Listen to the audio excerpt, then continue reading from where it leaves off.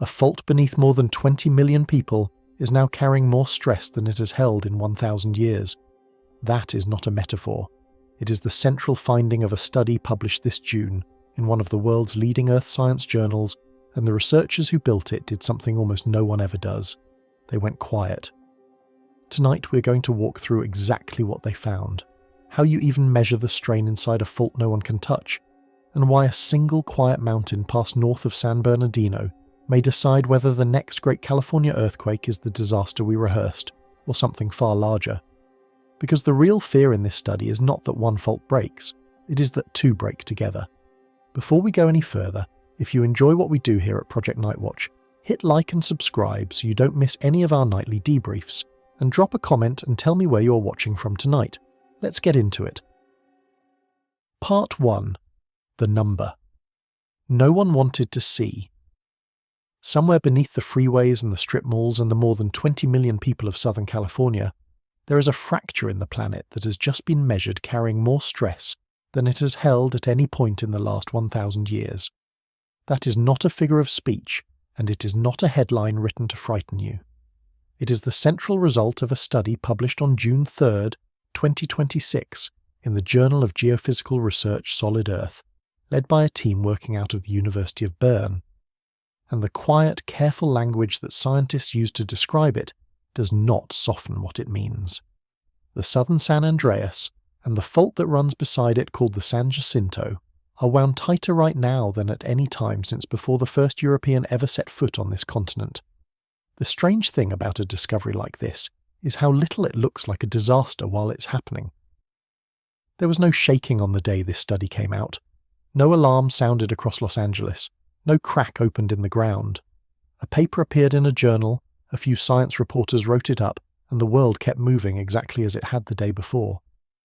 And yet the people who understand faults for a living read that paper and went quiet in a very particular way.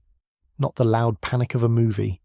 The quieter kind, the kind where someone runs the numbers a second time and then a third, hoping they made a mistake, and slowly realizes they did not. I want you to sit with that image for a second, because it is the real tone of this story. We are trained by films to expect earthquakes to announce themselves, to expect a scientist to burst into a room shouting that everyone has to evacuate. That is not what this looks like. What it looks like is a room full of careful, sober people, the kind who hedge every sentence and refuse to overstate anything, reading a result and finding that for once they cannot soften it. The fault is at a 1,000-year high. There is no gentle way to phrase that, no caveat that makes it smaller, and the absence of an escape hatch in the language is exactly what makes the people who speak that language nervous. Tonight we are going to walk through exactly what that study found, and how anyone could possibly know how much stress is locked into rock that sits kilometers below the surface, where no instrument can reach. We are going to look at the fault itself, at the one stretch of it that has stayed silent for so long that it has become the most dangerous, and at a quiet mountain pass north of San Bernardino that may turn out to be the most important piece of ground in the entire story. Because here is the part that should hold your attention. The fear is no longer just that one fault breaks. The fear, written into this new research, is that two of them break together. For most of our lives, the idea of a great California earthquake has lived somewhere between science and folklore. We call it the big one, the way you would name a storm or a monster, and we half believe it and half file it away as something that happens to other people in some other decade. It has become almost a joke, the kind of thing people who move to California are warned about and then quietly stop thinking about by their second summer. The ground feels solid, the sun comes up, the fault does not send reminders, and so the most dangerous geological feature in the country becomes background scenery, a line on a map nobody looks at, right up until the day it stops being scenery. What this study does is take that piece of folklore and bolt a fresh number onto it. Not a vague warning, a measurement. The most loaded the system has been in 1,000 years, and the reason researchers are unsettled is not that the number is dramatic. It is that the number is specific, and it points at the exact stretch of fault that has been keeping the longest silence. There is a difference between someone saying the big one is coming someday, which we have all heard 1,000 times and learned to ignore, and someone publishing a peer-reviewed model that says the pressure has never in 10 centuries been this high. The first is a warning. The second is a measurement, and measurements are much harder to wave away. Let me put the place in human terms because abstraction is the enemy of understanding here. This is not a fault in some remote stretch of desert nobody lives near. The southern San Andreas and the San Jacinto run directly beneath the inland empire, beneath San Bernardino and Riverside, and the fast-growing communities that have sprawled out across that terrain over the last few decades. Millions of people sleep tonight within a short drive of the most loaded ground in 1,000 years. Schools sit on it. Hospitals sit on it. The highways people take to work cross it without a sign to mark the spot. This is not a distant threat to an empty place. It is a measured threat beneath one of the most crowded corners of the United States. I want to be honest with you from the very first minute, because this entire story falls apart if we're not careful here. A fault being loaded to a 1,000-year high does not mean it breaks tomorrow. It does not mean it breaks this year. The scientists who built this model were absolutely clear that their work does not and cannot predict the day or the week or the month that the ground finally moves. What it measures is readiness, not timing. Think of it as the difference between knowing a dam is full to the very top and knowing the exact second the first crack will appear. Those are not the same knowledge, and anyone who tells you otherwise is selling something. But do not let that caveat lull you either, because there is a second half to it. The system is at the top of the dial, and the one section carrying the most strain happens to be the section that has gone the longest without release. When the longest silence and the highest stress land on the same stretch of the same fault, you do not get a prediction. You get something heavier than a prediction.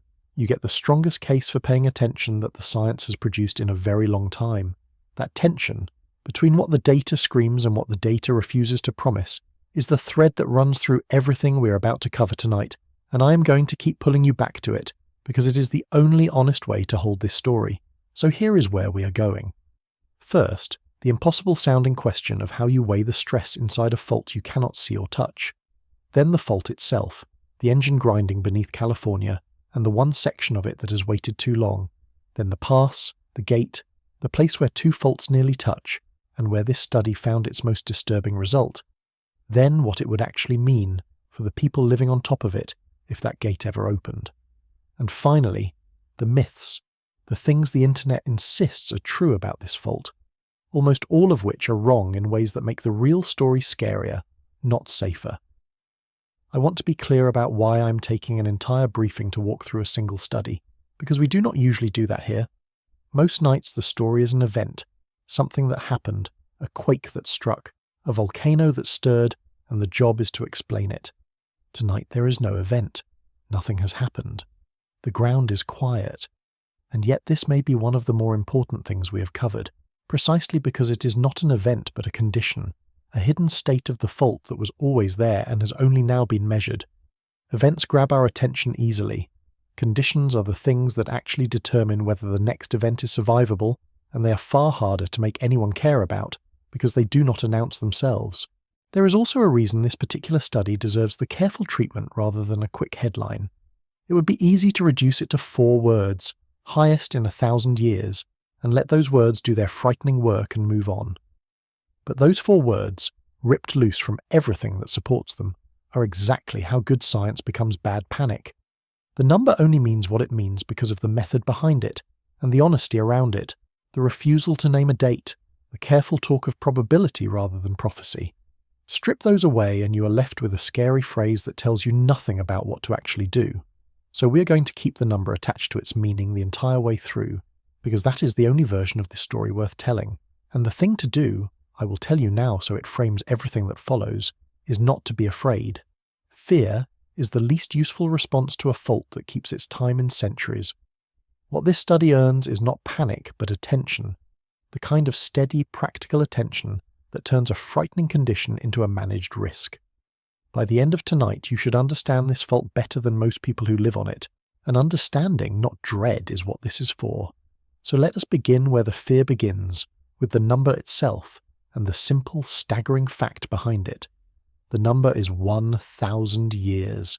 The place is beneath some of the most crowded ground in the United States, and the most loaded part of that fault has been quiet since a time when the people living in the region had never seen a wheel or a written word.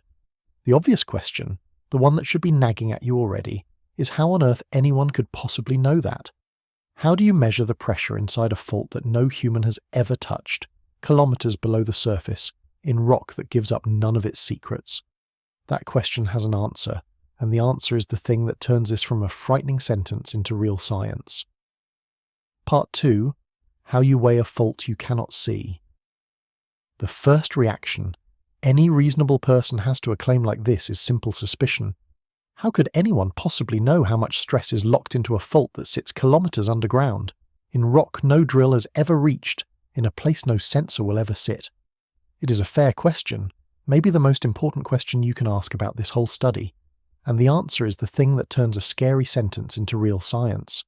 Because the researchers did not measure the stress directly. No one can. Instead, they rebuilt it by teaching a computer to replay the last 1,000 years of earthquakes along the southern San Andreas system and watching where the strain piled up. To understand how that works, you have to understand one idea, and it is the single most important idea in the whole field.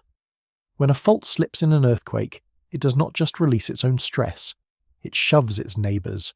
A rupture on one segment can quietly load the segment next door, pushing it closer to its own breaking point, even though that neighbour did not move at all. Scientists call this Coulomb's stress transfer, and the simplest way to picture it is a long row of springs, all clamped together, all under tension. When one spring lets go, the tension does not vanish, it redistributes. Some of it pours into the springs on either side. Pull the trigger on one, and you have quietly cocked the next. That single idea is worth slowing down on, because almost everything else in this story grows out of it. Faults are not islands. They are members of a family, and like any family, what one of them does ripples through the rest. An earthquake is not just an event at one spot. It is a redistribution of stress across an entire connected system, easing the pressure here while quietly raising it there. So when you want to know how loaded a fault is today, you cannot just look at that fault in isolation. You have to account for every large earthquake that has happened anywhere nearby for as long as the record runs, because every one of them left a fingerprint on the stress that fault carries right now. Now imagine doing that bookkeeping not for one earthquake, but for 1,000 years of them, up and down a fault system hundreds of kilometers long. Every quake in that long history nudged its neighbours, and those nudges added up, decade after decade, century after century. That is what this model does. It takes the known history of large earthquakes on the southern San Andreas and the San Jacinto, and it tracks how each one loaded or relaxed the segments around it, building a running ledger of stress across the entire system right up to the present day. And when you keep that ledger for 10 centuries, you finally have something to compare today against. You can finally ask the question that matters. Is the stress right now high or low or ordinary, measured against everything that came before? The reason the long baseline matters so much is subtle, and it is worth making explicit. A number means nothing without context.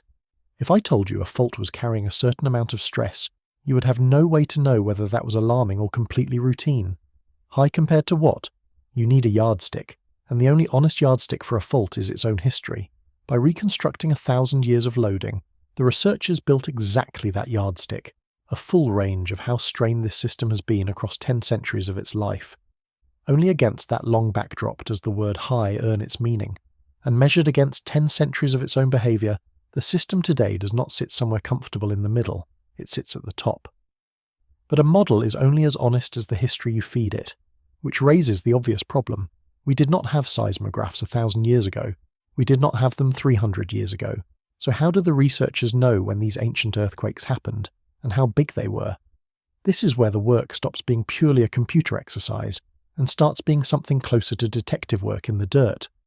Because the fault keeps its own records, if you know how to read them, and reading them is a science all its own.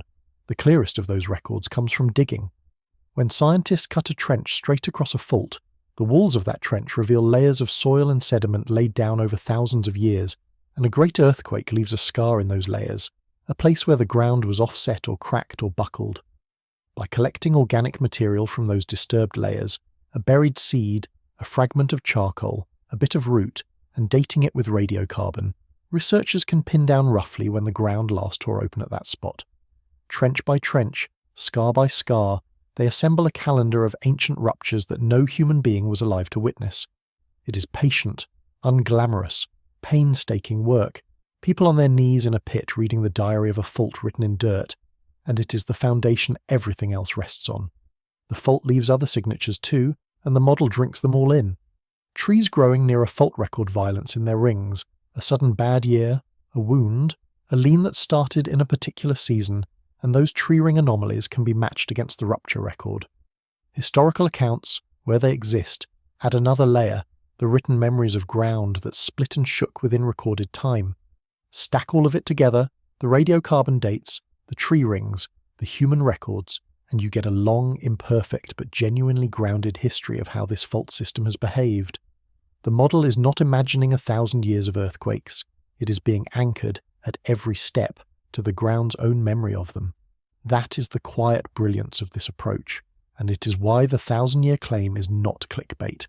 The number did not fall out of someone's imagination or a worst-case slide in a presentation. It came out of a simulation disciplined at every step by physical evidence pulled from the Earth, run across a long enough stretch of time that the word high finally means something. This is the difference between a scary guess and a scientific result. A guess says the big one is coming. A result says, here is a model built on 1,000 years of dated ruptures, here is how stress moved through the system across all that time, and here is where we stand today against that entire record. One you can dismiss, the other you have to reckon with, and here is the part that made careful people put down their coffee. When the researchers ran that disciplined, evidence-anchored model all the way up to the present, the stress on the southern sections did not come out average. It did not come out merely elevated. It came out at the very top of the entire 1,000-year range, and in places, past it. They were not looking for a headline. They were doing careful, incremental science, the kind that usually ends with a modest result and a call for more research. Instead, the needle swung to the top of the dial and stayed there, on the exact stretch of fault that sits beneath millions of people. It is worth dwelling for a moment on what it means that this appeared in a peer-reviewed journal rather than a viral post, because that distinction is the whole difference between rumour and knowledge. Before a study like this reaches print, other scientists who are not involved in it, and who in many cases would love nothing more than to find a flaw in it, go through the methods and the assumptions and the math looking for mistakes. The model has to survive that scrutiny before anyone outside the field ever hears the number. So when the result that finally emerges is a 1,000-year high on the most populated fault in the country, it has already been pushed against by skeptical experts and held up anyway. That does not make it infallible, because no single study ever is, but it does mean this is not one researcher with a dramatic claim. It is a result that ran the gauntlet. There is also a difference between this and the endless background noise of the earthquake warnings we have all learned to tune out. For decades, the Great California Earthquake has been predicted, in a loose way, by everyone from serious scientists to street corner prophets, and the predictions blur together into a kind of static that most people stopped hearing years ago. What makes this different is that it is not a prediction at all. It is a measurement of a present condition, the loaded state of the fault right now, expressed against 1,000 years of its own history. It does not say the earthquake is coming on a date. It says the fault is wound tighter than it has been in 10 centuries, and that is a fundamentally different kind of statement, the kind you cannot file away with the static because it is not a guess about the future. It is a reading of the present, and that is exactly why the careful people reacted the way they did. A guess about the future can be shrugged off, because the future is always uncertain, and there will always be another guess. A measurement of the present is harder to dismiss, because it is not asking you to believe a forecast. It is telling you what is already true. The fault is loaded. The question is no longer whether the strain is there, but only what happens and when, once it is finally released. So we have our number, and now we know it was earned honestly, weighed not by guessing but by replaying a millennium of the fault's own violence, anchored to scars in the dirt and rings in old trees and the written memory of the ground. The question that follows is the one that turns a measurement into a story you can feel. What does a 1,000-year high actually mean for the ground, and for the people standing on it? Because a high number on a chart is one thing. A high number on the specific fault that has stayed silent the longest is something else entirely, and untangling exactly what it does and does not mean is where we have to go next. Part 3. What a 1,000-year high actually means. The phrase 1,000-year high is the kind of thing that can mean everything or nothing, depending on how carefully you handle it, so let us handle it carefully. The first thing to separate is stress from shaking. Stress is the cause. It is the strain quietly building in the rock as the plates grind along, invisible, silent, doing nothing you could feel. Shaking is the effect, the violent release of all that stored strain in a few terrible seconds. This study did not measure shaking because there has not been any. It measured the cause. It measured how much of that silent strain is now loaded into the southern San Andreas and the San Jacinto, and it found that the answer is more than at any point in the last 1,000 years. That distinction sounds academic, but it is the whole reason this study is news at all. We are used to learning about earthquakes only after they happen, by counting the damage. This is the opposite. This is a measurement taken before anything has moved, a reading of the loaded condition of the fault while it sits in total silence. It is like the difference between hearing a gun go off and being told the hammer is already cocked. One is an event you react to, the other is a state you live inside right now, whether you can feel it or not. When researchers say the system is at 1,000-year high, what they are really saying is that it is as ready to fail as it has been in the entire modelled record. Picture that dam again, filled higher than it has been filled in 10 centuries. The water is not pouring over the top. Nothing is breaking. But every metre of that wall is under more load than it has carried in a very long time, and the margin between holding and not holding has narrowed to something thinner than it has been in the lifetime of the structure. That is the state the model describes. Not a break. A readiness to break that has no rival in 1,000 years of history. Hold that dam in your mind because it does something useful. It explains why nothing looking wrong is not the same as nothing being wrong. A dam at the very top of its capacity looks, from the road, exactly like a dam at half capacity. The water is calm. The wall is standing. There is no visible drama.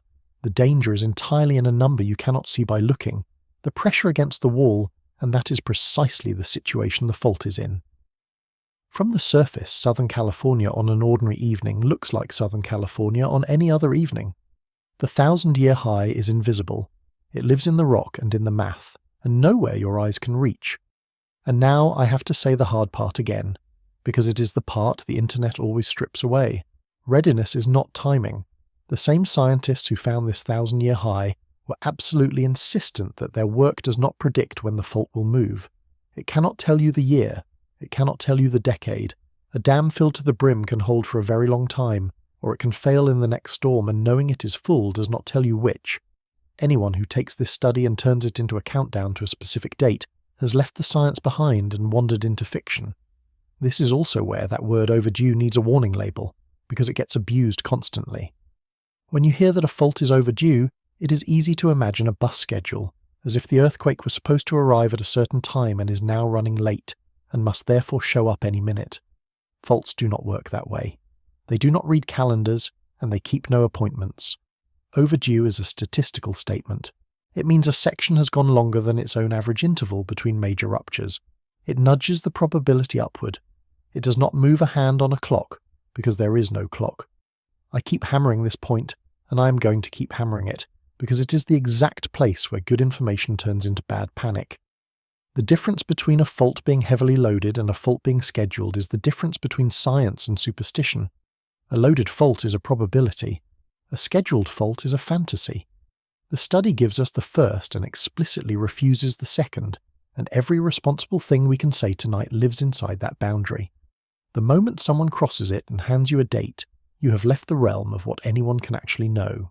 So why does any of this matter if the science refuses to name a date?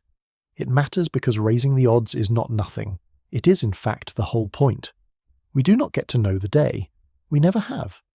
What we get instead is a sense of where we stand in the cycle, and this study places us at the most loaded point in 1,000 years, on a fault that sits beneath one of the most crowded corners of the country. That is not a reason to panic, and it is not a reason to shrug. It is a reason to prepare, calmly and seriously, which is the one response that works whether the ground moves next year or in the next lifetime. The mistake people make runs in both directions, and both directions are dangerous. One group reads 1,000-year high and spirals into the certainty that the end is days away, which is not what the data says. The other group hears no date and decides the whole thing is noise, which is also not what the data says. The honest middle is harder to sit with, because it asks you to hold two truths at once.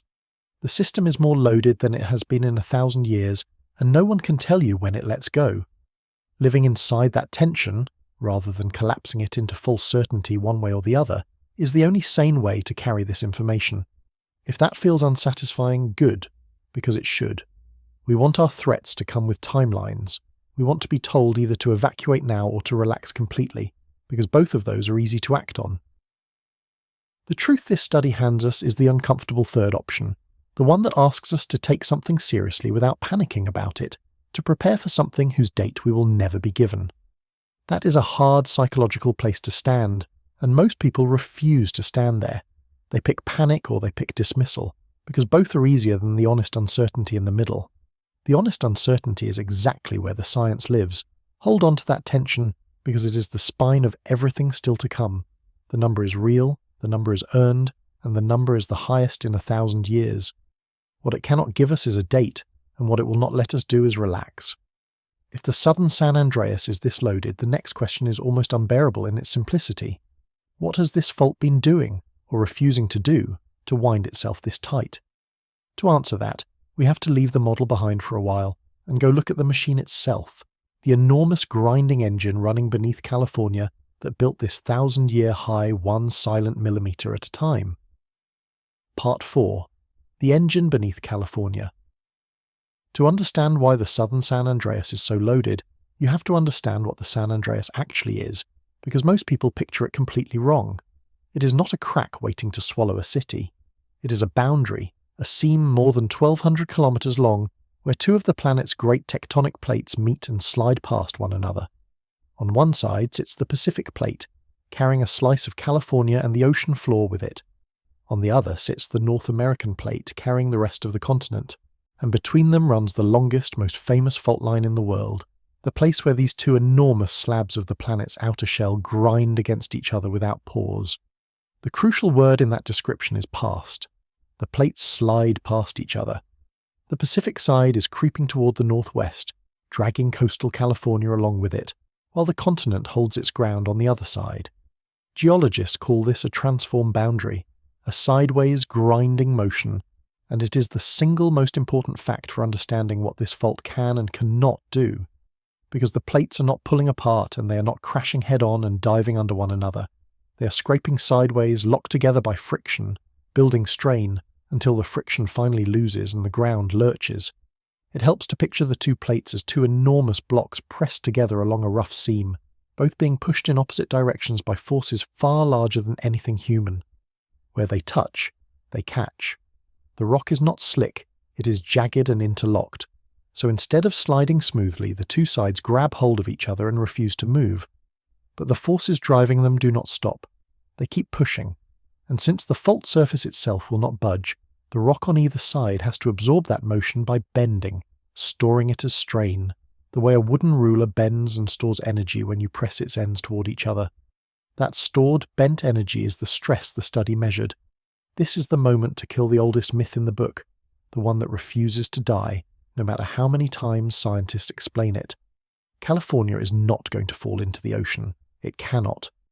That nightmare image only makes sense if the plates were pulling apart, opening a gap for the land to drop into, and that is not what is happening here. The motion is sideways. Over millions of years, the western sliver of California will slide so far northwest that the ground where Los Angeles sits today will drift up alongside San Francisco, but it will ride at the surface the entire way. Nothing detaches, nothing sinks beneath the waves. The real danger was never the land vanishing into the sea. The real danger is the shaking that comes when all that sideways strain finally releases.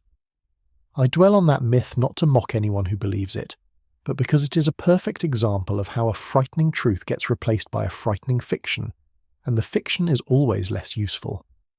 If you are bracing for California to sink, you are preparing for the wrong disaster entirely. You're not storing water or securing your bookshelves or making a family plan, because you are imagining a movie that cannot happen. The real event, the violent shaking of solid ground that stays right where it is, demands a completely different and entirely achievable kind of preparation. The myth does not just get the science wrong, it points people away from the things that would actually keep them safe. Here is how that strain accumulates, and it is almost unsettling in how patient it is. The total motion across this plate boundary system runs around 50 millimeters a year, roughly 2 inches, about the speed your fingernails grow. That sounds like nothing. It is nothing on any single day. But the fault does not slide smoothly. It locks. Friction holds the two sides together, so while the plates keep trying to move at their fingernail pace, the fault surface itself stays stuck, and the rock around it bends and stores the strain like a steel spring being slowly wound. Year after year, decade after decade, the spring winds tighter, until the day the friction gives and all of that stored motion comes out at once. Run that arithmetic over the centuries and the scale of what is stored becomes hard to hold in your head. 2 inches a year does not sound like much, but a section silent for 300 years has had the plates try to move past it by something like 15 meters, 50 feet of motion that the locked fault has refused to let happen, all of it stored as bent, strained rock waiting to snap back. When the fault finally lets go, it does not give that back politely over time, it gives it back in seconds. The ground can lurch several meters sideways in a single great earthquake, releasing in moments what the plates spent centuries trying to accomplish. That is the engine, and that is why its patience is so menacing. That stored bending strain is exactly what the new study measured, and now you can see why the 1,000-year number is so heavy. The engine never stops. The plates have been creeping northwest at their relentless 2 inches a year the entire time the southern San Andreas has stayed locked and silent, and every one of those years has wound the spring a little tighter.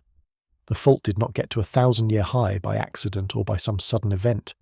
It got there the way it always does, by grinding in silence while the strain had nowhere to go, storing up motion that the ground will eventually have to give back. It is hard to hold the true scale of these forces in your head, so try this. The plates do not push with anything like the force of an explosion or a storm. They push with something far quieter and far more unstoppable, the steady pressure of a continent in motion, applied without pause for thousands of years. Nothing humans build could resist it. We do not engineer against the plates themselves. We would lose instantly. We only engineer against the brief moment when the stored strain is released, the few seconds or the minute of shaking, because the slow grinding that produces it is simply beyond any scale we could fight. And that is what makes the patience of this engine so unnerving. A hurricane announces itself days out. A flood rises where you can watch it. But the strain accumulating on the San Andreas makes no sound and shows no sign, gathering across generations in complete silence, while cities rise and grow and forget the ground they stand on. The engine does not care that we have built freeways and hospitals and schools across its path. It simply keeps winding 2 inches a year, indifferent and relentless, and the only question it ever leaves open is when it finally hands back everything it has stored. There is a strange comfort some people take in that slowness, the feeling that something moving at the speed of fingernails growing cannot possibly be a threat on any human timescale. It is a false comfort. The slowness is not safety. It is only the loading phase, the long quiet inhale before a sudden violent exhale. The release when it comes will not be slow at all. Centuries of patient winding will be undone in less time than it takes to read this sentence, and everything standing on the fault will learn, all at once, exactly how much the engine had been storing. So the machine beneath California is simple to describe and terrifying in its patience. 2 plates sliding past each other, locked by friction, winding the rock tighter with every passing year. The study did not find some exotic new threat. It found the ordinary engine doing exactly what it always does, measured at a moment when the spring is wound tighter than it has been in 1,000 years. And if the engine is the why, then the next question is the where. Because not every stretch of this fault is equally loaded, and one section in particular has been holding its breath far longer than the rest, long enough that its silence has become the most dangerous thing about it. Part 5. The section that has waited too long. The San Andreas is not one fault behaving as a single piece. It is a system of sections, each with its own personality, its own rhythm, its own history of when it last broke and how hard. Some stretches creep along almost continuously, releasing their strain in small, frequent, harmless movements. Others lock up tight and stay silent for centuries, storing everything until they let it all go at once.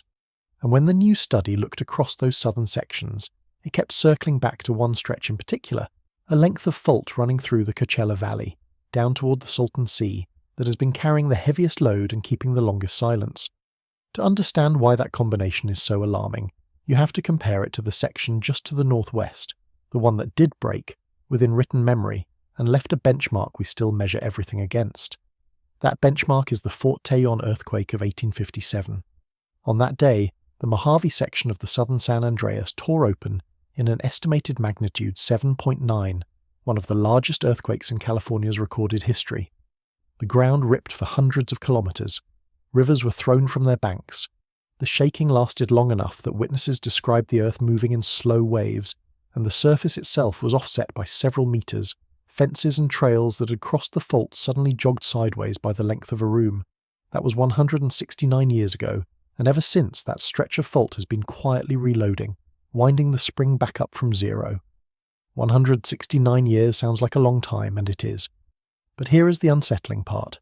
The Fort Tejon section, the one that broke in living memory of the country, is not even the section the study is most worried about. It is the stretch even farther south, the one that did not break in 1857, the one that has not broken in far longer, that carries the heaviest warning tonight. The Coachella Valley section, the southernmost reach of the San Andreas, has not produced a great earthquake since roughly the year 1680. Sit with that for a moment. The last time this stretch of fault let go, the United States did not exist. There were no 13 colonies yet, not really. The region had never seen a printing press or a steam engine or a wheel turned by anything but muscle. That was more than 340 years ago. Every person who witnessed that earthquake, and their children, and their children's children for a dozen generations, has lived and died in the time since this fault last moved. And when scientists dig their trenches and read the buried record of past ruptures on this section, they find that its average interval between major earthquakes runs somewhere around 180 to 230 years. The math there is not subtle. The section has now gone well past its own typical lifespan between great quakes, by more than a century. If this fault kept appointments, it would have broken once, possibly twice, in the time it has actually stayed silent. It does not keep appointments. But the strain that would have been spent in those missed ruptures did not vanish. It is still there, still stored, still waiting. This is what overdue actually means, stripped of the bus schedule nonsense we talked about earlier. It does not mean the earthquake was scheduled and is late. It means this particular section has gone substantially longer than its own historical rhythm without release, and that the strain which normally would have been spent 2 or 3 times over in that span is instead still locked in the rock, still accumulating, still building toward a release that has to come eventually. A section that breaks every 2 centuries has now stayed silent for more than 3. That is not a comforting kind of quiet.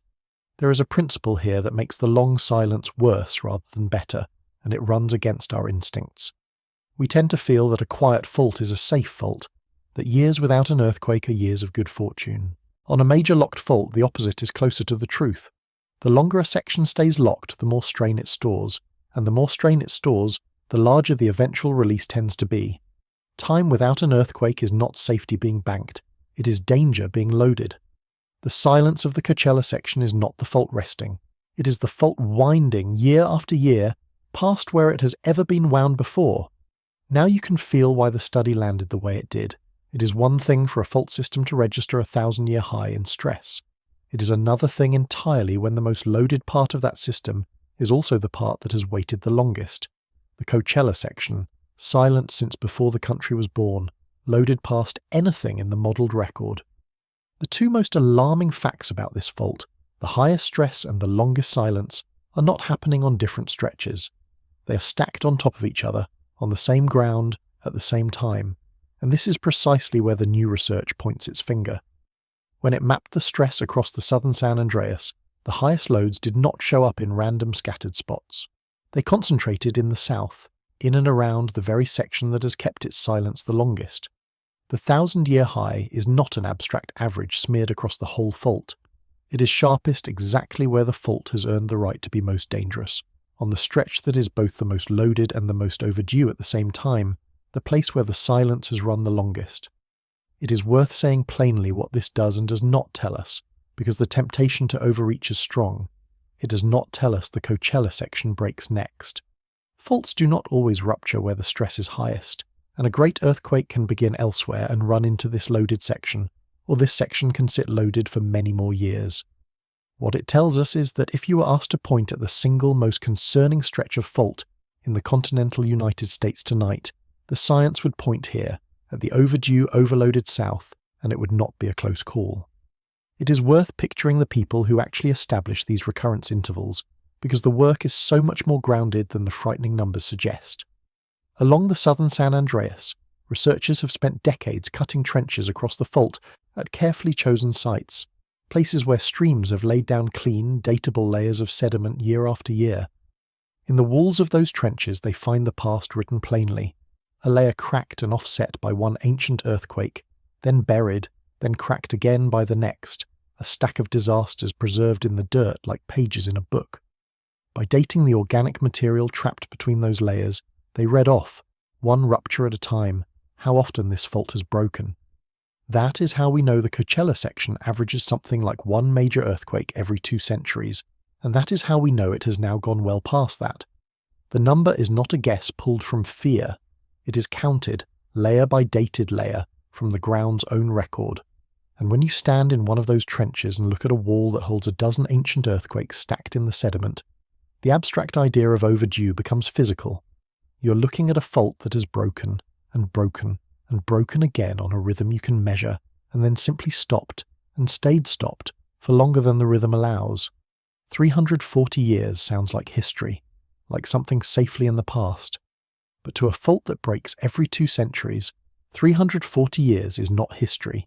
It is overdue rent, accumulating, and the longer it goes uncollected, the larger the eventual bill. The ground has been borrowing against its own rhythm for over a century now, and the study's 1,000-year high is, in a sense, just the running total of that debt. So the picture sharpens. The engine never stopped. The southern section has stayed silent for more than 300 years, and the strain has piled to a 1,000-year high right, where that silence runs longest. But the San Andreas does not run through Southern California alone. It has a restless companion, a second great fault running right beside it, and that one has not been silent at all.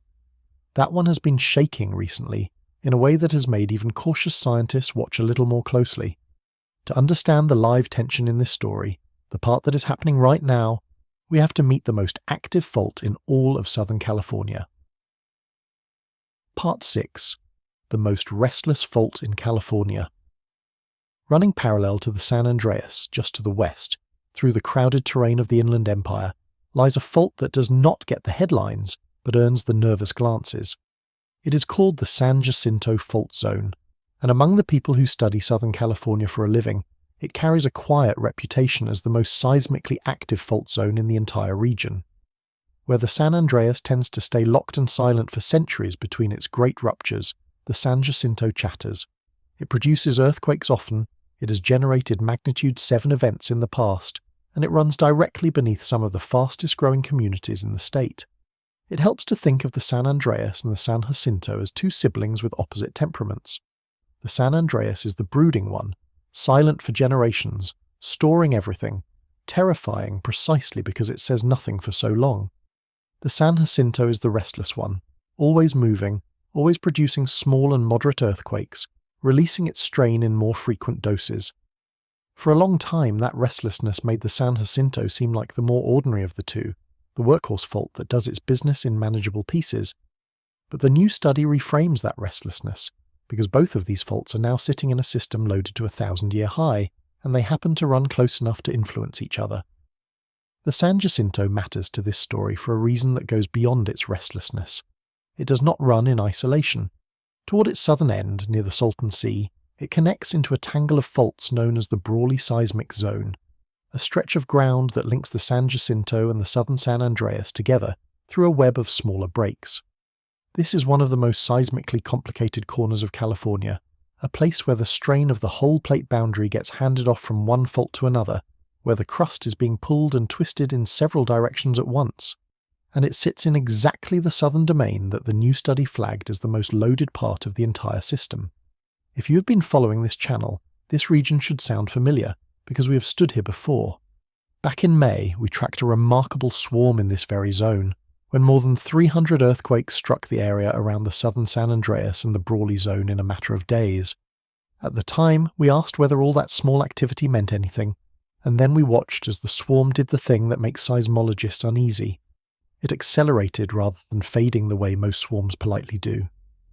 We followed it night after night as the count climbed, wondering aloud whether it would build into something or quietly burn itself out, which is what it eventually did.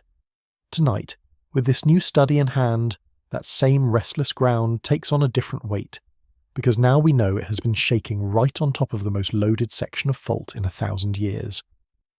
The swarm we watched in May was not happening on some random lightly stressed stretch of crust.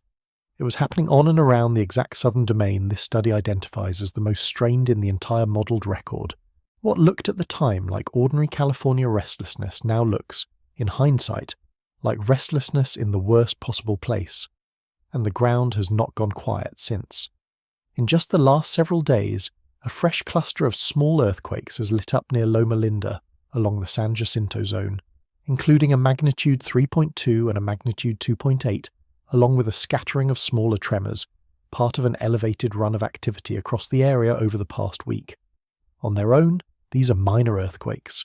You might not even feel a magnitude 2.8 unless you were sitting still and paying attention. People who live there have learned to shrug them off, the way you stop hearing a train that runs past your house every day. But context is everything, and the context here is uncomfortable. These small quakes are happening in the exact place the model says the system is wound the tightest.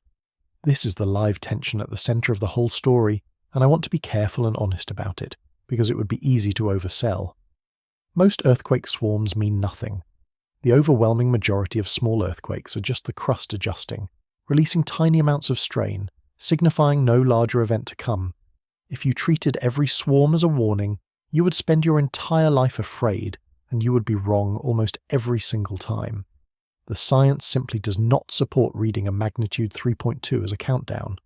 Small earthquakes are the ordinary background noise of a restless region, and they almost always stay exactly that, background noise that fades within days. But here is why even cautious scientists do not fully look away. The swarms are not happening on some random, lightly loaded stretch of fault where a release would barely register. They are happening on and beside the section the study identifies as carrying the highest stress in 1,000 years, the Coachella and San Jacinto domain, the overdue south. When small earthquakes rattle a lightly loaded fault, you yawn. When they rattle the single most loaded stretch of the most dangerous fault system in the country, you do not assume the worst, but you do not look away either. You watch, quietly, carefully, the way the people who built this model are watching right now. The honest framing is that these small quakes are almost certainly nothing, and that almost certainly is doing a great deal of work in that sentence. We will only ever know in hindsight whether tonight's tremors near Loma Linda were noise or warning, and by the time we know, it will be too late for the knowing to help. That is the maddening nature of living on a loaded fault. The signals that would matter most are indistinguishable, in the moment, from the signals that mean nothing at all. So the watching continues, not because any single small quake is alarming, but because of where they are happening and what the study has just told us about that ground. It is easy to underestimate the San Jacinto precisely because it is so active, to treat its frequent small and moderate quakes as a kind of pressure release that keeps the bigger danger at bay.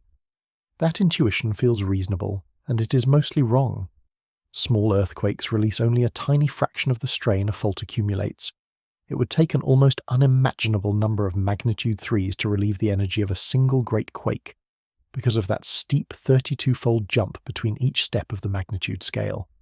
The restlessness of the San Jacinto is not draining the danger. It is the sound of a fault that is genuinely active, genuinely capable of a major event, and genuinely close to the loaded San Andreas. And the San Jacinto runs beneath a great many people. The communities of the Inland Empire have grown out across exactly the terrain it crosses, hundreds of thousands of homes built above one of the most active fault zones in the country, often without the residents giving it a second thought. A major earthquake on the San Jacinto alone would be a serious disaster. A San Jacinto rupture that jumped the gate and pulled the San Andreas in with it, or the reverse, is the larger nightmare the new study has forced onto the table. The restless fault and the silent one are not separate problems. They are neighbours, and the study's warning is that they may not stay separate when the ground finally moves. This is why the small quakes near Loma Linda are worth watching, even though they are almost certainly nothing. They are happening on the restless fault, beside the silent one, on the most loaded ground in 1,000 years, at the exact junction where the study says a rupture could jump. Almost certainly nothing.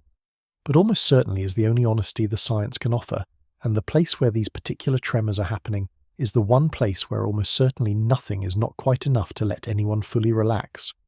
So we have the loaded, silent San Andreas and its restless neighbour, the San Jacinto. Two great faults running side by side through 20 million people, one holding its breath and one murmuring on top of the most strained ground in a millennium. And it turns out the place where those two faults nearly touch is not just a line on a map. It is the single most important piece of ground in this entire study, a quiet mountain pass that may decide whether the next great earthquake is the disaster we have planned for or something we have barely dared to imagine. It is time to go to the gate. Part 7. The Gate at Cajon Pass. North of San Bernardino, where the freeway climbs out of the valley and threads between the mountains, there is a narrow corridor of ground called Cajon Pass. Millions of people drive through it every year on Interstate 15 without a second thought, on their way to Las Vegas or the high desert, never realizing they are crossing one of the most consequential pieces of geology in North America. It looks like nothing special. A steep, scrubby mountain gap with a busy highway running through it and trains grinding up the grade.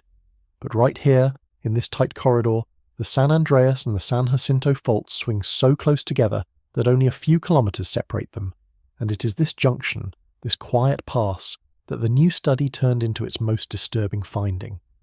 The researchers describe Cajon Pass as something they call an earthquake gate, and the metaphor is worth slowing down on, because it carries the whole weight of the story. A gate is a thing that can be open or closed. When a rupture comes tearing along one fault and reaches a junction like this, the gate decides what happens next. If the gate is closed, the rupture stops, spending itself on the single fault it started on. If the gate is open, the rupture does not stop. It jumps across to the neighbouring fault and keeps going, turning what should have been one earthquake into a far larger one that runs across two fault systems at once. What determines whether the gate is open or closed is in large part how loaded the faults around it are. A gate junction can stop a rupture when the fault on the far side is relaxed, sitting comfortably below its breaking point, because the rupture arrives, gives it a shove, and the relaxed fault simply absorbs the shove and holds. But when the fault on the far side is already wound near failure, that same shove can be the thing that tips it over. The gate that would have held a relaxed system can swing wide open on a loaded one, and that is the exact situation the study describes, a system loaded to a 1,000-year high, sitting right at the junction where the swing of that gate matters most. For most of the history of the earthquake science, the comfortable assumption was that faults mostly break one at a time.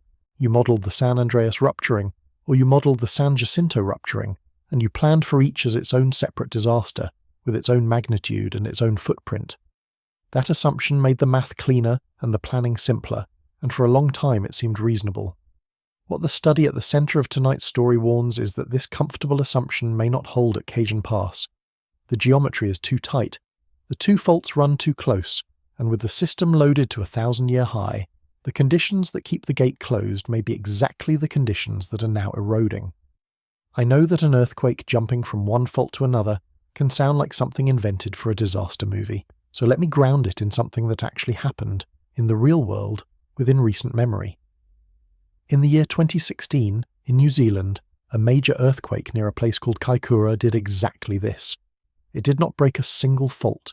It tore across more than a dozen separate faults in one continuous cascading rupture, jumping gaps that scientists had previously assumed were wide enough to stop it.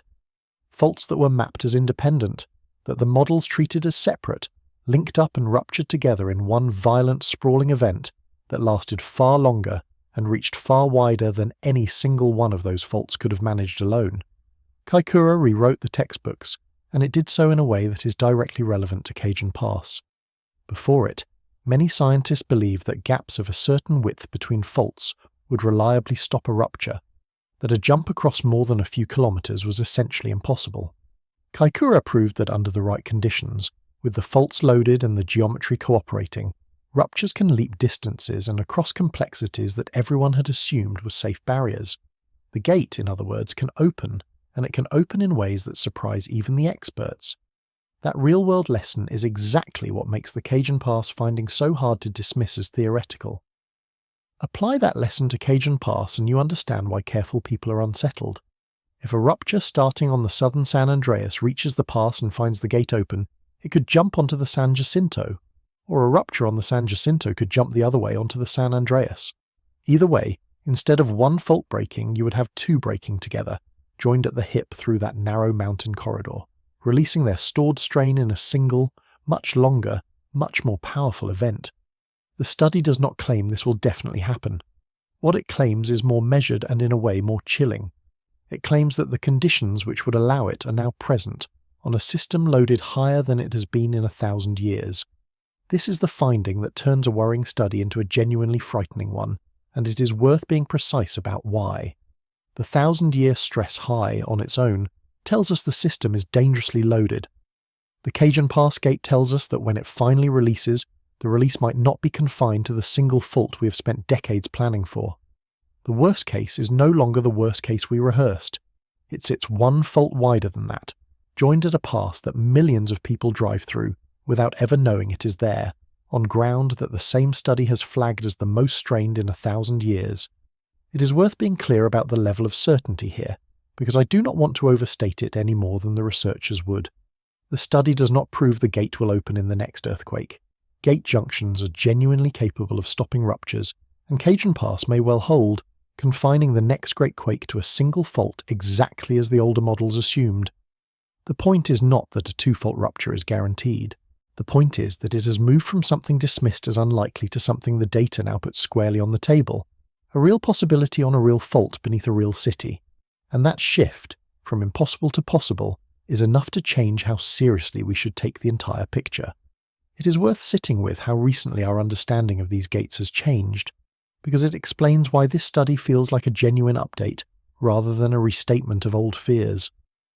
A generation ago, the prevailing view treated major faults as largely independent actors, each with its own budget of stress and its own schedule of release. Cajon Pass was a place where two faults happened to come close, an interesting piece of geometry, but not a switch that could turn one earthquake into two. It is only as scientists have watched real ruptures jump real gaps, and as the modelling has grown sophisticated enough to capture how stress flows through a junction, that the gate has come to be seen as something that can actively shape the size of the next great quake. That shift matters because it changes what counts as the worst case. For years, the worst case for Southern California was a single great rupture of the southern San Andreas, and everything from building codes to emergency drills was built around that ceiling. The gate finding quietly raises the ceiling. It says the worst case may not be one fault but two, joined through a pass that the older view treated as a stopping point. When the definition of the worst case moves, everything built on top of the old definition has to be re-examined, and that re-examination is exactly what this study has set in motion among the people who plan for these things. None of that means the gate will open in the next earthquake, and I keep returning to that caution on purpose. Cajon Pass may hold. The next great quake may stay politely on one fault, exactly as the older models assumed. But the honest scientific position has moved from treating the jump as nearly impossible to treating it as a real possibility on a loaded system, and that movement from impossible to possible is the whole reason this finding has unsettled the field. A worst case that grew is a worst case worth understanding. So the gate is the hinge of this entire story, the place where a loaded fault becomes something more than a loaded fault. And it raises a question that we have danced around but not yet answered directly, a question that is part physics and part nightmare. What does it actually take for one fault to reach across a gap and drag its neighbour into the rupture with it? How does a tearing crack in the earth, moving faster than sound through rock, decide in a fraction of a second to jump the gate and keep going? To answer that, we have to look at the violent split-second mechanics of how two faults can move as one. Part 8. When two faults move as one. To picture how a rupture jumps a gate, you have to throw out the idea of an earthquake as a single instant and replace it with something more like a tear ripping across fabric. A great earthquake is not one-point snapping. It is a rupture front, a line of failure that races along the fault at kilometers per second, faster than the speed of sound in air, unzipping the locked surface as it goes. It begins at one spot, the place we call the epicenter, and from there it propagates outward along the fault, peeling the two locked sides apart in a violent travelling wave of failure that can run for hundreds of kilometers before it finally exhausts itself. And right at the leading edge of that tearing front, the stress does not stay neatly on the fault.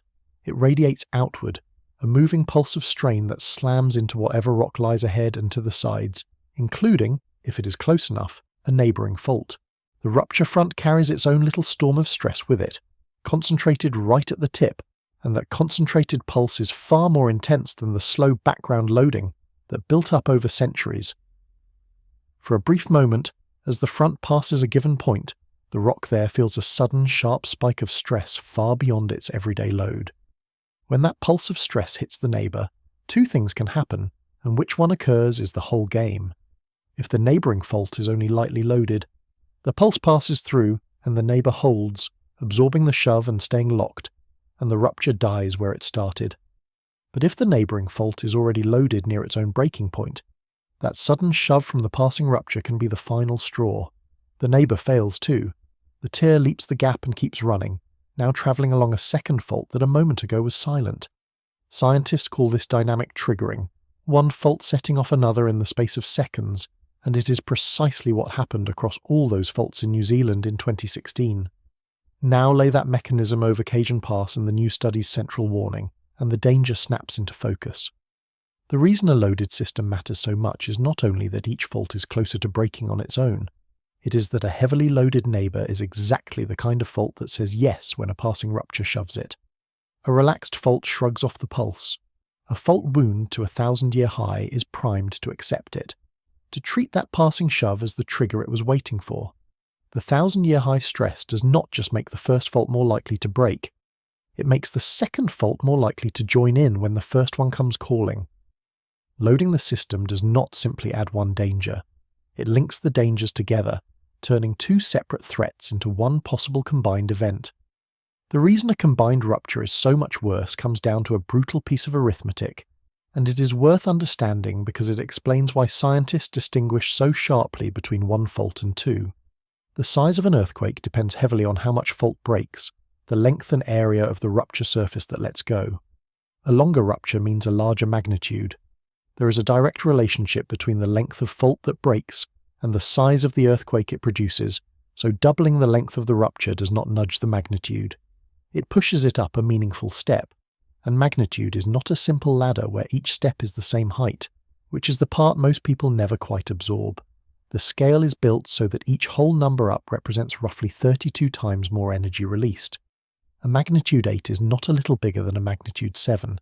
It is about 32 times more powerful in the energy it unleashes. So when you take a rupture that would have stopped on one fault and let it jump the gate onto a second, lengthening the tear dramatically, you're not adding a little to the disaster. You can be multiplying the energy released many times over, climbing a scale where every step is a 32-fold leap.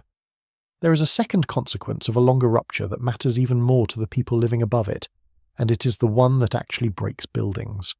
A longer rupture does not just release more energy, it shakes the ground for longer.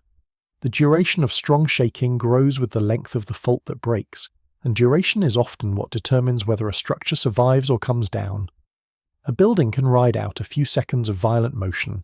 The same building, shaken for a full minute or more, has every weak joint and tired weld and cracked column worked back and forth, again and again, until something finally gives. It is not always the first jolt that brings a structure down. It is the relentless, repeated working of the shaking, and a longer rupture delivers far more of it. Put those two facts together, more energy and longer shaking, and you understand why a two-fault rupture is not just a bigger version of the same event. It is a different category of disaster. The energy climbs the steep ladder of the magnitude scale, and the shaking stretches from terrifying seconds into a punishing minute or more, finding the breaking point of structures that a shorter event would have left standing. The gate at Cajon Pass is the switch between those two worlds, between the earthquake we rehearsed and an earthquake a full step or more beyond it. There is a detail about how fast these ruptures travel that makes the jump even more plausible, and it is worth understanding. A rupture front normally races along a fault at a few kilometers every second, but under certain conditions it can break into what scientists call supershear, accelerating until it outruns the very seismic waves it generates, like a jet crossing the sound barrier. A supershear rupture arriving at a junction hits with extraordinary concentrated force, exactly the kind of violent shove most capable of tipping a loaded neighbour over its edge. Whether the gate at Cajon Pass holds may come down, in part, to how fast the rupture is moving when it arrives. For the people above it, the felt experience of a long, jumping rupture would be unlike a normal earthquake. It would not be a single sharp jolt that comes and goes. It would build and hold and keep going, the ground refusing to settle as the rupture marched from one fault onto the next, the shaking arriving in waves that did not stop when you expected them to. Survivors of the longest earthquakes describe exactly this: the disbelief that it is still going, the sense that the ground has broken some unspoken contract by refusing to be still. A two-fault rupture through the pass would be that experience, stretched longer and reaching wider than anything the region has felt in living memory. None of this is certain, and the study is careful to say so. But the mechanism is real. The supershear is documented, the jump has happened elsewhere, and the loading is now at a 1,000-year high. Put those together and the two-fault rupture stops being a thought experiment and becomes a scenario with every ingredient present, waiting only on the one variable no one can supply, which is when. So when the study warns that Cajon Pass might let a rupture jump, it is not making an academic point about fault geometry. It is describing a concrete path by which the Great California earthquake could be substantially larger and substantially longer than the disaster we have spent decades preparing for, on a system already loaded higher than at any time in 1,000 years. The gate is the difference between a catastrophe we have planned for and one we have barely imagined. And the cruelest detail in the entire story is still waiting, because of all the places on the map where two faults could decide to break together, they chose the one narrow corridor through which nearly everything that keeps a megacity alive happens to pass. Part 9. Everything crosses here. If you wanted to design the worst possible place for two faults to break together, you could hardly do better than Cajon Pass, and not because of the geology alone. It is because of what human beings have chosen to run through that narrow gap. When you build a modern city the size of Greater Los Angeles in a semi-arid basin, you cannot supply it from nearby. You have to reach out across mountains and deserts for the things that keep it alive, and the lines that carry those things, the water, the power, the fuel, all have to find a way through the same mountains the faults run through. Again and again, the path of least resistance turns out to be Cajon Pass. Think about what that means for a moment. A city of millions does not store much of anything. It runs on constant resupply, a continuous flow of water and electricity and fuel arriving every hour of every day through a small number of corridors. Cut those corridors and the city does not slowly run low. It runs out, on the timescale of days, because there was never a large reserve sitting inside the basin to begin with. The lifelines are not a backup. They are the whole system, and they converge, by the unforgiving logic of geography, on a handful of mountain passes. Cajon is the most important of them. Consider water first, because it is the most fragile and the most essential. Much of the water that sustains Southern California is imported from hundreds of kilometers away, carried in great aqueducts that snake across the state from the north and from the Colorado River to the east. To reach the coastal cities, those aqueducts must cross the San Andreas, and several of them do so in or near this single corridor. An earthquake that ruptures the fault here would not gently disrupt the water supply. It would shear the aqueducts where they cross the fault line, snapping concrete channels and steel pipes at the exact point where the ground has just lurched several meters sideways. And here is the part that should sober anyone. Repairing a major aqueduct that has been offset by several meters of fault movement is not a matter of days, and it is not a matter of patching a leak. It can take months. You cannot simply weld the ends back together when the two sides have shifted past each other by the length of a room. The water that 20 million people depend on could be reduced to whatever was already west of the fault on the day it broke, and that is not enough to run a region of that size for long. A city can survive broken windows and cracked freeways. It cannot survive months without water, and the place where that water is most exposed is the same gate the study has flagged. The same choke point swallows almost everything else a city depends on. Major electrical transmission lines thread through the pass, carrying power from distant plants into the basin. Fuel pipelines run through it. Rail lines and the interstate itself climb through it. It is not an accident, and it is not poor planning so much as the simple, unforgiving geography of a region ringed by mountains. There are only so many gaps through which to route the arteries of a megacity, and engineers, quite reasonably, use the gaps that exist. The trouble is that those same gaps are where the faults are, because the passes themselves were often carved by the faults in the first place. That last point is worth dwelling on, because it is a cruel piece of irony.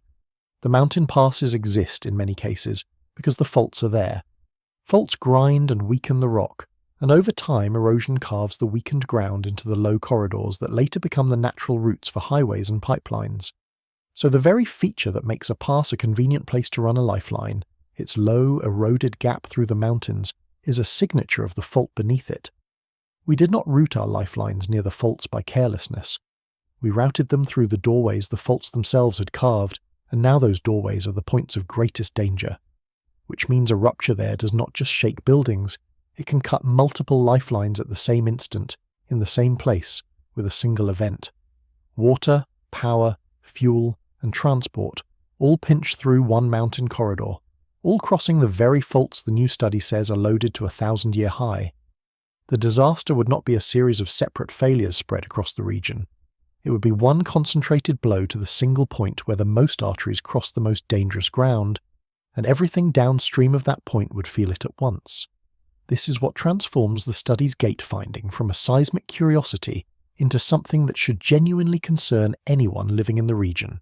A two-fault rupture through the pass would be larger and longer in pure seismic terms, as we have seen, but its consequences would be amplified far beyond the shaking itself, because it would strike at the exact point where the region is most dependent and least redundant. The 1,000-year stress high is the loaded gun. The gate is the trigger, and the lifelines crossing the pass are the reason a pull of that trigger would be felt at every faucet and light switch and gas pump in Southern California. It is worth pausing on how quietly catastrophic that interdependence is. We tend to imagine earthquake damage as collapsed buildings and broken roads, the things we can see in the first hours, the images that make the news.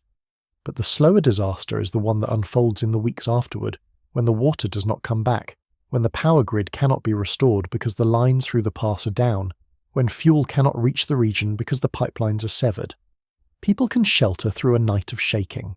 Sheltering through a month without water, in a basin of 20 million, is a fundamentally different kind of emergency, and it is the one the geography of Cajon Pass makes possible. A modern city is a machine of interlocking dependencies, and Cajon Pass is one of the bolts holding the whole machine together. Pull that bolt and the failures cascade, each one making the others worse. The broken water mains feeding the fires, the broken roads keep crews from reaching, the lost power shutting down the pumps that might have moved what water remained. The study did not set out to map infrastructure, it set out to measure stress on faults. But by pointing at this gate, at this specific junction, it pointed straight at the region's single greatest vulnerability, the place where its geology and its plumbing are most dangerously intertwined. History has already shown how fragile a modern city becomes when its lifelines fail all at once, even without a two-fault rupture. In past great earthquakes, the most lasting damage often came not from the shaking itself, but from what the shaking severed. The water mains that left firefighters helpless, the gas lines that fed the fires, the broken roads that kept help from arriving for days. A city is a web of dependencies, each one assuming the others will hold, and an earthquake tests every assumption at the same instant. The ones that fail together fail worst. Cajon Pass concentrates that fragility into a single point. It is not that Southern California has one vulnerability, it is that so many of its vulnerabilities pass through the same narrow gate, crossing the same loaded faults within a few kilometers of each other. A rupture there would not test the lifelines one at a time, giving crews a chance to respond to each. It would test them all at once, in the same place, at the moment the study says the faults are most likely to break together. The geography that made the region livable, the passes that let water and power and fuel flow in, is the same geography that could take them all away in a single event. That is the quiet horror the gate finding adds to the picture.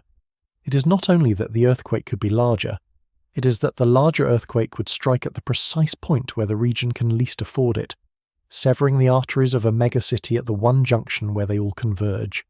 The 1,000-year loading is the danger, the gate is the multiplier, and the lifelines crossing the gate are why a single rupture there would be felt in every home for months after the shaking stopped. So the gate matters twice over. It matters because it could let a rupture grow into something larger than we planned for, and it matters because of where it sits, astride the lifelines that feed 20 million people. The 1,000-year stress high tells us the system is loaded.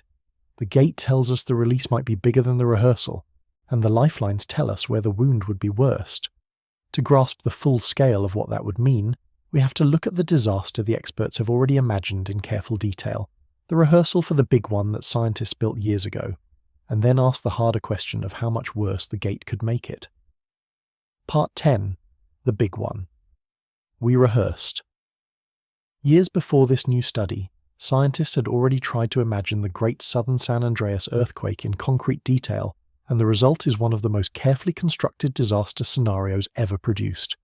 It is built around a magnitude 7.8 rupture of the southern San Andreas, a tear running from near the Salton Sea up through the Coachella Valley and into the Mojave, the very sections we have been discussing all night. The point of the exercise was not to frighten people.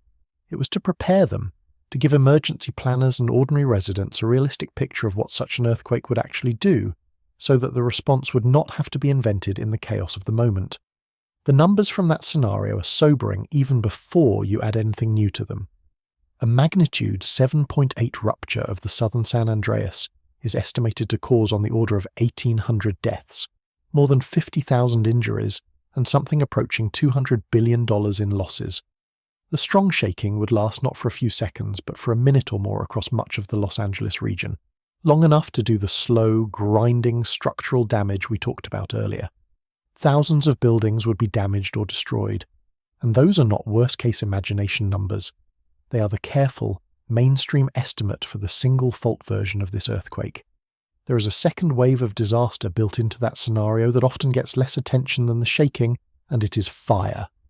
After a great earthquake, gas lines rupture, electrical systems short, and fires break out across the region, often many at once. Under ordinary circumstances, a city fights fires with water, delivered under pressure through its mains. But a great San Andreas earthquake breaks those mains in thousands of places at the same moment the fires are starting. Firefighters arrive to find their hydrants dry, the water that should be fighting the flames instead pouring uselessly into the ground from 1,000 breaks. Fire following the earthquake has historically been one of the deadliest and most destructive consequences of great urban quakes, and the scenario accounts for it. Part of why the shaking would be so severe comes down to the ground beneath Los Angeles itself, and it is a cruel piece of physics. Much of the basin sits on thick layers of soft sediment, the accumulated debris of millions of years washing down from the mountains, and soft sediment does something dangerous to seismic waves. It amplifies them.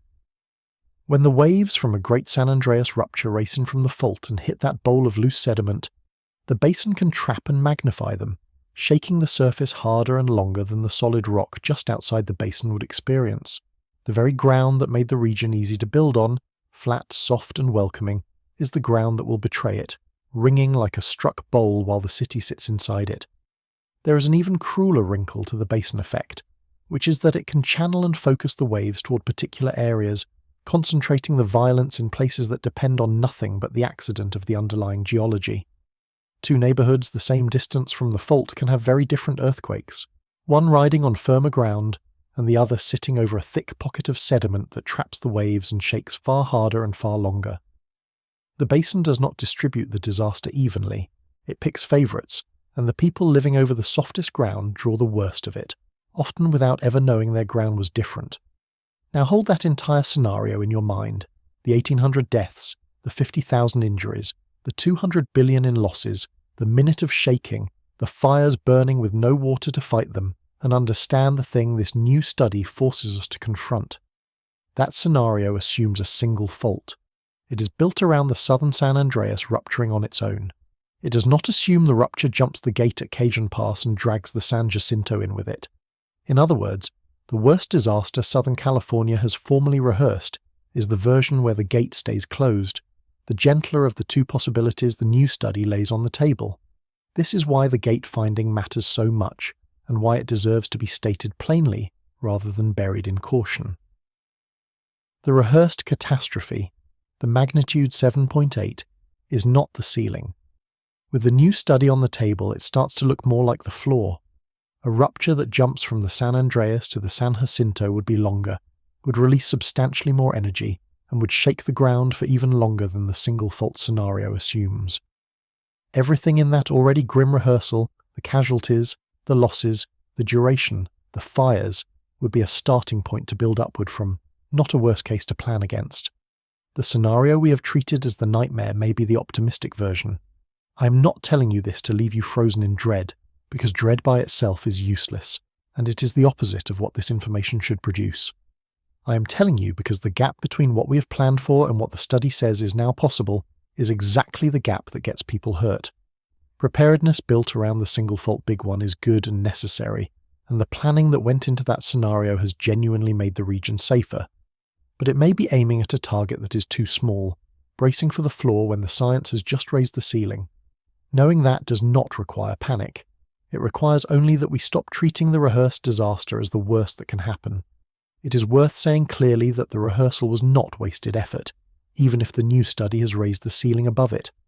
The work that went into imagining the magnitude 7.8 in such detail has genuinely made the region safer, shaping building codes, emergency plans, water storage strategies, and the public drills that teach millions of people what to do when the ground moves. Preparation built on that scenario saves lives, and none of that value disappears because the science now warns the real event could be larger. A floor that is well prepared for is still better than a ceiling no one planned for at all. What changes is the margin we should leave above the rehearsal. If the formal scenario describes the gentler version of the event, then planning that treats it as the absolute worst case is planning with no margin for the thing the study now says is possible. The lesson is not to throw out the rehearsal. It is to recognize that the true event could exceed it, to harden the lifelines through the pass, to store a little more water, to assume a longer recovery, to build in the slack that a two-fault rupture would demand. The rehearsal got us most of the way. The study is telling us the finish line moved, and it is telling us where to look. Of all the things a region could harden first, the study points straight at the gate, at the junction where the largest rupture and the most concentrated lifelines overlap. If there is a single place where preparation would buy the most safety, the science has just drawn a circle around it on the map, and the circle sits over Cajon Pass. So the honest reading of this research is that the southern San Andreas is loaded to a 1,000-year high, that a two-fault rupture through Cajon Pass could exceed even the formal disaster scenario, and that the rehearsal we have done, as sobering as it is, may describe the gentler version of the event. That is a heavy thing to carry, and it brings us back inevitably to the most uncomfortable question of all, the one those small earthquakes near Loma Linda keep whispering on the most loaded ground in 1,000 years. With a system this loaded, and the gate possibly primed, how would we even know if it had already begun? Part 11. Is it already starting? We keep circling back to those small earthquakes near Loma Linda, and it is time to face the question they pose directly, because it is the question that haunts this entire study. If the southern San Andreas system is loaded to a 1,000-year high, and small quakes are rattling the most loaded section right now, is it possible we're watching the early stages of something larger? Could these be foreshocks, the first faint creaks before the gate gives way? The honest answer is one of the most frustrating sentences in all of earthquake science. We almost never know until it is over. Here is the cruel truth about foreshocks. They are only ever identified as foreshocks in hindsight. A magnitude 3.2 today looks exactly like a magnitude 3.2 that means nothing, because for the overwhelming majority of the time, that is precisely what it is. A minor adjustment of the crust signifying no larger event. There is no special signature, no flashing label, no quality in the seismic record that marks a foreshock as different from the thousands of ordinary small quakes that never lead anywhere. Only after a great earthquake strikes can scientists look back and say that the little ones before it were its heralds. Before the fact, they are just earthquakes, indistinguishable from the background hum of a restless region. This is one of the hardest things for people to accept about earthquake science, because it runs against everything we want to be true. We want there to be a warning, a tell, a pattern that a clever enough scientist could read to give us a few days of notice. Decades of research have gone into looking for exactly that, into radon gas and animal behavior and electromagnetic signals and patterns in the small quakes, and none of it has produced a reliable way to tell, in advance, which small earthquake is the herald and which is the noise. The search continues, and it is honest, important work. But as of tonight, the herald and the noise look identical until the larger event arrives to tell them apart. This is why the people who study this fault are not standing on rooftops shouting warnings, and it is worth understanding their restraint, because it tells you something important. The phrase that keeps coming to mind for their reaction to this study is quietly recalculating. They are not panicking in the streets, because the science gives them no honest basis to issue a short-term alarm. What they are doing instead is watching, more closely than before, the way you watch a pot that has just started to tremble before a boil. The 1,000-year high did not hand them a prediction. It handed them a reason to pay sharper attention to ground they already knew was dangerous. That restraint is not indifference, and it is not denial. It is discipline. A scientist who cried wolf every time a swarm flickered on a loaded fault would quickly become useless, ignored, the source of alarms that never amounted to anything. So the people who understand this best hold a difficult line. They take the study seriously, they watch the swarms closely, and they refuse to translate either one into a warning the science cannot support. It is a kind of professional calm that can look from the outside like a lack of concern, when it is actually concern held under tight control. So what exactly are they watching for, if a single small earthquake tells them nothing? They are watching for patterns, not individual events. They look for changes in the rate of small quakes, whether activity is speeding up rather than fading the way ordinary swarms do, the way the swarm we tracked in May unsettled people, precisely because it accelerated. They look for migration, whether the epicenters are marching along the fault in a direction, as if something were propagating toward a larger structure. They watch the slow creep of the fault surface and the strain measured by sensitive instruments anchored in the ground, looking for any sign that the locked fault is beginning to shift in a way it should not. No single one of those signals is a smoking gun, but together, over time, they form the closest thing we have to a pulse on the fault. It is patient, unglamorous monitoring, instruments logging tiny movements year after year, networks counting and locating every small quake, analysts looking for the pattern that might this time mean something. Most of the time it means nothing, and the watching produces only reassurance. But it is the only early warning system the science actually has, and it is trained most intently on exactly the ground this study has flagged. And against all of that watching, the southern San Andreas mostly does the most unnerving thing a loaded fault can do. It stays silent. The locked sections, the ones storing the most strain, give almost nothing away. A fault wound to a 1,000-year high does not announce itself, does not rumble a polite warning, does not count down. It simply holds and holds and holds, storing strain in a silence that could last another decade or could end this afternoon. That silence is not reassurance. It is the sound of a system so tightly locked that it offers no clue at all about which of those two futures we are living in. So the honest answer to is it already starting is the answer the science is forced to give, and it satisfies no one. Probably not.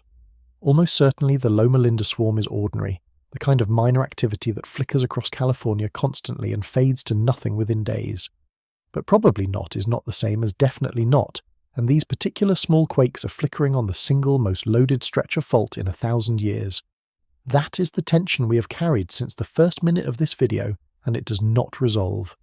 The system is as ready as it has ever been, and it will not tell us when. All we can do is watch the signs, and the signs, tonight, are quiet. I want to be honest about how strange it is to live inside that answer.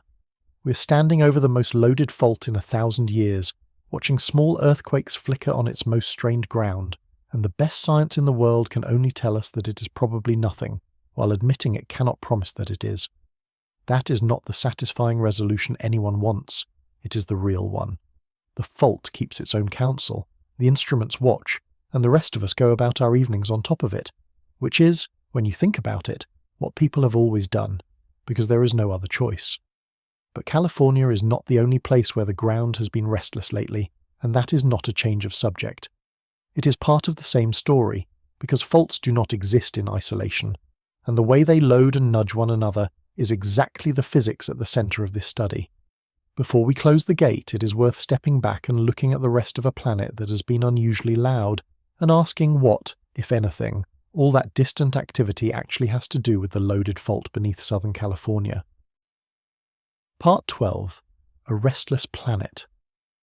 Step back from California for a moment and look at the planet as a whole over the past week, and you would be forgiven for thinking the entire crust had grown restless at once.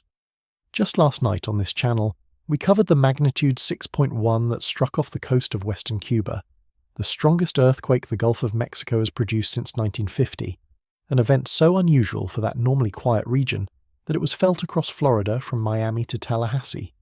The moment it happened, the internet did what the internet does, and a viral claim spread that the Cuba quake was somehow a warning shot for the West Coast, the first domino in a chain that would end at the San Andreas. We will come back to why that specific claim is wrong, but the impulse behind it, the sense that the whole planet is somehow connected, is not entirely foolish. It comes from a real intuition that earthquakes are not perfectly random, that the crust is one connected shell, and that what happens in one place must, somehow, relate to what happens in another. That intuition is correct in spirit and wrong in scale, and untangling the difference is one of the more useful things we can do tonight, because it is exactly the kind of thinking that turns a real study into a viral panic.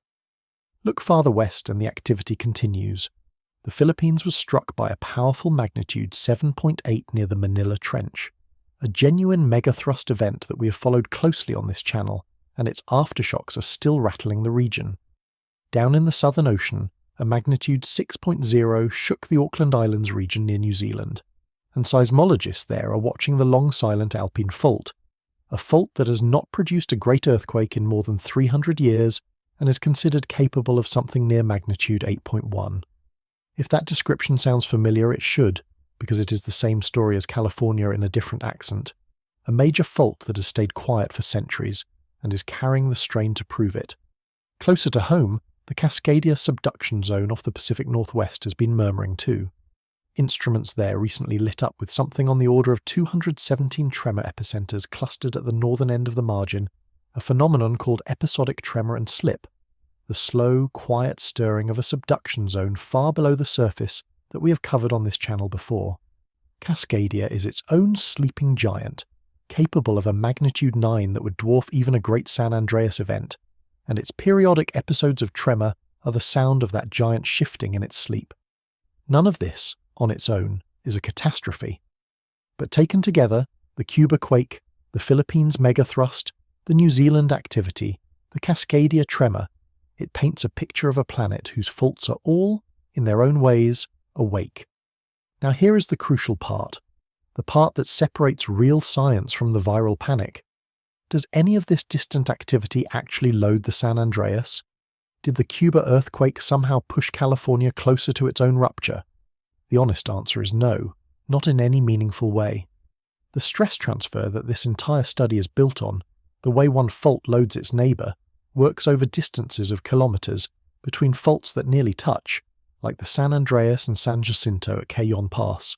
It does not reach across continents and oceans. An earthquake in Cuba, thousands of kilometres away on an entirely unrelated structure, does not meaningfully change the strain on a fault in California. The planet's faults are not wired together into one global trigger. The reason that matters is not just to debunk a viral post, it is to protect the real finding from being buried under a false one. If people come away believing that earthquakes around the world are warning shots for California, they will spend their attention on the wrong signals, watching Cuba and the Philippines, when the thing that actually matters is the quiet, loaded ground beneath their own feet. The global pattern is a distraction precisely because it feels so meaningful. The real danger is local, specific, and far less dramatic to look at. A fault holding still beneath the inland empire while the pressure climbs. What the global tour really teaches is something subtler and in its way more useful. It is a reminder of the lesson at the centre of this whole story, that the faults which deserve our attention are precisely the ones that have stayed quiet the longest while the strain kept building. The New Zealand Alpine Fault, silent for 3 centuries, the Cascadia Zone, capable of a monster and overdue in its own right, and the southern San Andreas, silent since before the country existed, now measured at a 1,000-year high. Distant earthquakes do not pull California's trigger, but they do illustrate again and again the same principle, that long silence on a major fault is not peace, it is accumulation. And it is worth closing this loop with one quiet note about the sky, because some will inevitably reach for it. The sun, right now, is calm, solar activity is low, the flare threat is minimal, and the geomagnetic field is quiet. There is no solar storm, no celestial trigger, no cosmic event tied to any of this. I mention it only because every time the ground gets restless, someone points to the heavens and asks whether a solar flare or a planetary alignment is to blame, and tonight the heavens give that idea nowhere to hide. What is happening beneath Southern California is purely tectonic. the slow, mechanical consequence of two plates grinding past each other for centuries. It helps to understand just how much seismic activity the planet produces on an ordinary basis, because that context dissolves most of the panic. Somewhere on Earth, a magnitude 6 or larger earthquake happens on average more than once a week, and smaller damaging quakes happen far more often than that. In any given week, then, you can almost always find several significant earthquakes scattered around the globe simply because that is the background rate of a tectonically active planet. When something draws our attention to earthquakes, a study, a notable quake, a viral post, we suddenly notice all that ordinary activity and mistake it for a surge, as if the planet had just woken up, when in truth it was always this restless, and we simply were not looking. The human brain is built to find patterns, and it is especially eager to find them in frightening random events. A quake in Cuba, a quake in the Philippines, a quake in New Zealand, all in 1 week, feels like a sequence, a building drumbeat, a sign. But spread those same events across a normal week on a normal planet, and they are exactly what you would expect. Unrelated ruptures on unrelated faults that happen to fall close together in time the way coin flips sometimes cluster. The pattern is in our perception, not in the crust. The faults are not coordinating. Seeing that clearly is not just an intellectual exercise, it is what frees you to put your attention where it belongs. If you spend your worry on the global drumbeat, you are watching a show that means nothing. The thing that actually matters is quiet and local and undramatic, a single fault holding still beneath the inland empire, while the strain climbs toward a 1,000-year high. That is the signal. Everything else this week is noise. That matters, because it closes off one of the most common ways people try to explain away a frightening fault by blaming the heavens instead of the ground. The heavens are quiet tonight. The danger is entirely homegrown, locked in the rock beneath 20 million people, built one silent millimetre at a time by an engine that has never once stopped. There is no cosmic rescue and no cosmic villain here, only plate tectonics doing exactly what it has always done. Which brings us finally to the stories the internet tells about this fault, and why almost all of them are wrong in ways that actually make the truth scarier than the fiction. Part 13. What the internet got wrong. The moment a study like this reaches the public, it gets bent and twisted into shapes the scientists never intended, and it is worth walking through those distortions, not to mock the people who believe them, but because the truth underneath almost always turns out to be more interesting than the myth. The fears are understandable. People live on top of this fault, and frightening information with no firm date attached is exactly the kind of thing the mind tries to resolve into something simpler, even when simpler means wrong. We would rather have a clean, dramatic story we can react to than a complicated, dateless probability we have to sit with. So the myths fill the gap. Start with the oldest one, the belief that California will finally crack off and slide into the ocean. We touched on this earlier, but it bears repeating because it is so stubborn, surfacing again every single time the San Andreas is in the news. It cannot happen, because the San Andreas is a sideways grinding boundary, not a place where the land is pulling apart to open a chasm. The western edge of California is sliding north, not sinking, and over millions of years it will drift up the coast while staying firmly at the surface the whole way. The image of a city tumbling into the sea is cinematic and completely false. The real threat is shaking, and shaking is frightening enough without inventing a drowning continent on top of it. Then there is the claim that spread after the Cuba earthquake, the idea that a quake on one side of the continent is a warning shot for the other. We saw why this fails. Stress transfer between faults works over a few kilometres, between neighbours that nearly touch, not across thousands of kilometres of unrelated crust. A Cuba earthquake no more loads the San Andreas than slamming a door in one city rattles the windows in another. The faults of the world are not a single connected machine waiting for one trigger, however satisfying that story feels, and the people sharing that claim are not foolish for feeling the connection. They are simply applying a real principle, stress transfer, at a scale where it does not operate. A stranger version blames the sky, the idea that a planetary alignment or a bright conjunction of two planets could tug the fault into rupture. It is an old belief, and it is easy to see the appeal because the heavens feel powerful, and the timing sometimes seems to line up if you look hard enough. But the physics simply does not support it. The tidal pull from distant planets on the Earth's crust is so small, compared to the enormous tectonic forces grinding the plates together, that it disappears into the noise, far too weak to tip a fault that the plates themselves have spent centuries loading. And as we noted, the sun is quiet right now anyway. There is no celestial hand on this fault. The force winding it tight is the plates, and nothing else. The most seductive distortion of all is the countdown, the app or the post or the confident voice that claims the great earthquake is days or weeks away, that someone has finally cracked the code of prediction. No one has. There has never been a validated method for predicting the day or the week of a major earthquake, and the very study at the centre of tonight's story goes out of its way to say it cannot name a time. Anyone offering you a date is offering you fiction dressed as science, and usually offering it because a date gets attention in a way that honest uncertainty never will. It is worth understanding why the countdown is so appealing, because the appeal is the whole trap. A countdown feels like control. If someone tells you the earthquake is coming in 11 days, terrifying as that is, at least you know what to do, at least the uncertainty is gone, at least there is a clear line between now and then. The truth offers no such comfort. It says the fault is loaded to 1,000-year high, and the date is unknowable, which leaves you holding fear with nowhere to put it. The countdown is a lie, but it is a lie that soothes, and that is exactly why it spreads faster than the careful truth ever could. And finally, there is the suspicion that someone is hiding the real danger, that the authorities know the date and are keeping it quiet to prevent panic. Here the reality is almost the opposite of the fear. The study is published openly in a scientific journal that anyone can look up. The hazard maps are public. The agencies that track this fault put their data on the internet for anyone to read, updated constantly, free to all. There is no secret being kept, because the dangerous truth is not secret at all. It is simply uncomfortable, and most people would rather not look at it, which is a very different thing from it being hidden. The real gap, in other words, is not a cover-up.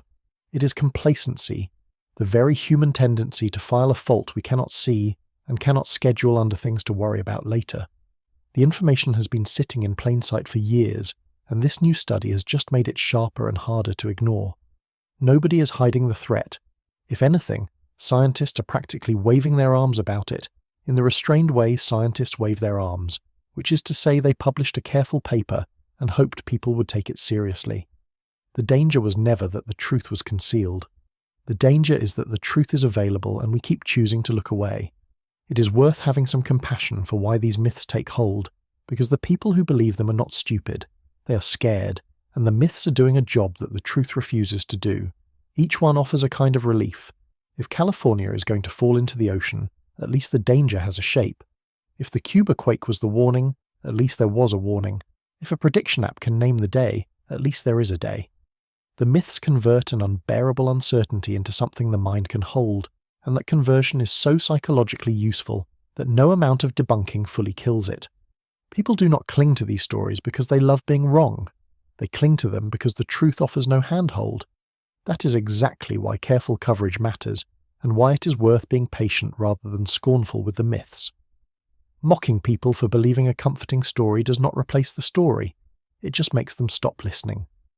What works better is to offer something the myth cannot, which is a real action that fits the real danger. You cannot schedule the earthquake, but you can store water.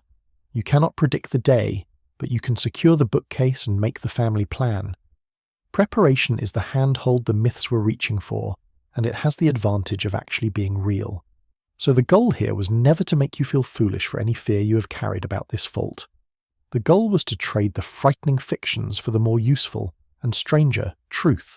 The ground is not going to swallow the coast. No distant quake is a warning. No app knows the date. There is only a loaded fault, a possible gate, and a calendar no one can read, and the right response to all three is the same calm preparation that has always been the only thing that works.